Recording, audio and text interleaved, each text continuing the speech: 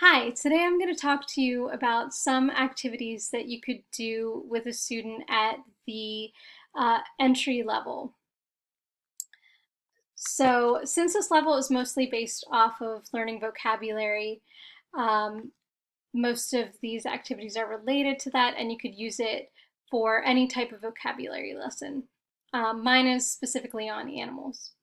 So I made note cards based off of the pictures on my picture profile. So I would say this is a cow and have students repeat cow.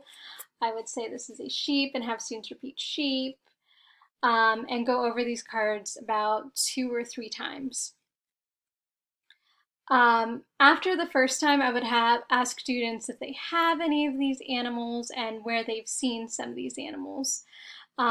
My pictures in this lesson are mostly pets and farm animals, so they would most likely say that they might have it at home, they've seen it at somebody else's home, or they've seen it on a farm. The next activity I have is a which does not belong activity, and I have pictures of animals and inanimate objects. I did mine in reverse, so students would circle the animals. The next activity I have is a simple matching activity, so students would match the picture to the word.